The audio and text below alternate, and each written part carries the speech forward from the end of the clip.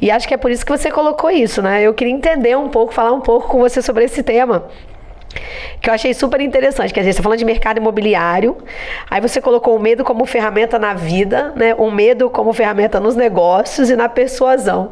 Como que você está ligando isso, né? O medo com tudo isso e com o mercado imobiliário? Porque, na realidade, o seu tema aqui é o medo, né? Como é que o medo ele pode ser uma ferramenta para isso tudo? Eu acho que, de certa forma, todo mundo conhece isso que eu vou falar. Só que, às vezes, é importante refletir um pouco mais sobre isso. Desde que você nasce, né, você convive com medo. Uma mãe, ela tem aquele receio se ela está amamentando, se o leite dela está fluindo, se não está. Então, o medo faz parte das pessoas aí e é uma ferramenta muito forte, né, e que sempre foi usada na política, foi usada em tudo, ainda é usada, né, na política, mas assim, imagine que quando você é criança, a pessoa fala, não faz isso não, porque senão o capeta vai te atentar. É meio assim mesmo, né? Eu costumo dizer que tem uma voz aqui atrás, ó, você fala, você não quer, a pessoa fala, faz. Exatamente, é assim, olha, não faz isso não por causa do bicho-papão. Então, quando... É mesmo, o bicho-papão vai te pegar. Às vezes, uma mãe, um pai faz isso com o próprio filho sem saber realmente qual é a repercussão disso, como isso vai funcionar no futuro, de ser uma criança que cresce, né, com medo. E a vida inteira medrosa e com medo de tudo. Por outro lado, é uma ferramenta que também deve ser usada. Ela é importante também, por exemplo... Para coragem, para trabalhar a coragem da pessoa. Por exemplo, se você mora num lugar, se você está na fazenda, se você tem em qualquer lugar que você tem determinadas coisas que você quer fazer um medo no seu filho para dar mais segurança a ele. Se você tem um precipício... Para ele não querer correr o risco desnecessário. Exatamente. Então, às vezes, você usa essa ferramenta no bom sentido. Acredito que todo pai, toda mãe usa no bem sentido, mas é interessante refletir em como isso pode repercutir. E o medo existe em todos os mercados, em todas as coisas, como eu dei exemplo agora na família, também na construção civil. Às vezes o construtor, alguém fala assim, olha, já vendeu quase tudo, se você não comprar, você não vai ter mais oportunidade. É mesmo, né? Você trabalha com o psicológico da pessoa, né? Exatamente. Você vai perder a chance? Você faz, e muitas vezes é verdade, e outras vezes não é. Muitas vezes a pessoa não acredita. Eu não acredito que já vendeu tudo, que já formou o condomínio, que não tem mais nada, você reservou alguma coisa e tal, e você não fez isso, né? Então, o medo fica uma coisa automática, né, de quando você tem assim, um bom produto, bem localizado, e a pessoa vai lá e logo se inscreve.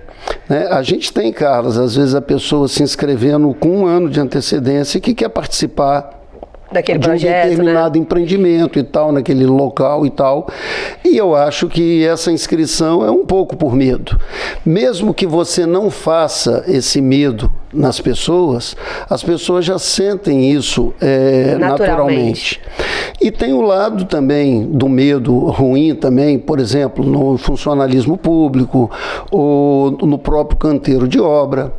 Hoje, muito menos. Hoje há mais uma solidariedade maior entre os encarregados, mestres de obra e trabalhadores. O relacionamento meio que mudou, né? Mudou.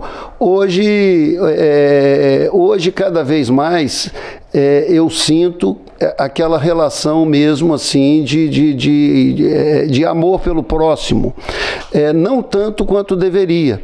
A homilia, por exemplo, de ontem do padre Anderson falava exatamente sobre isso, sobre o amor ao próximo, a questão do samaritano, as pessoas, né, até padres e tal que passaram pela pessoa ali precisando de ajuda e ninguém se importava e o samaritano se importou.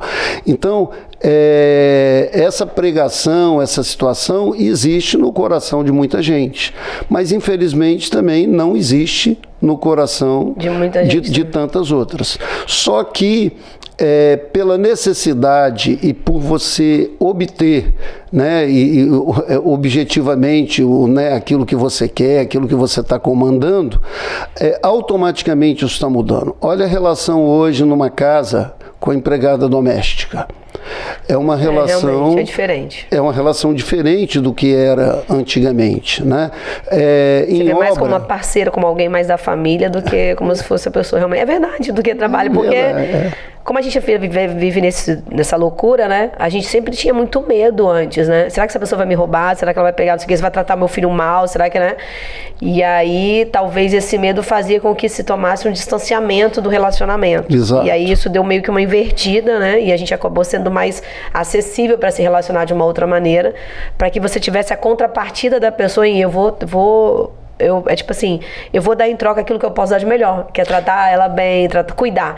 Eu falo, por exemplo, com a dona Maria que trabalha comigo hoje, eu falo, dona Maria, a gente precisa de alguém que cuide da gente. Eu uso essa palavra, sabe? Verdade. Cuidado.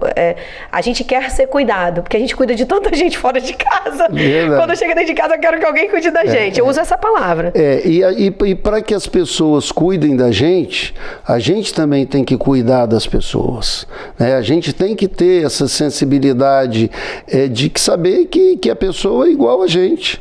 Você pode ter tido mais oportunidade na vida, você pode estar numa posição melhor, mas as pessoas são iguais. Então, não tem por que você tratar um ajudante de obra, uma pessoa ali que faz o serviço doméstico, ou alguém de maneira diferente. Tem acreditado, né? Os iguais, desiguais, né? O pessoal não fala assim, tratar os iguais, iguais, os desiguais, desiguais, né? A gente não pode ser nessa lógica.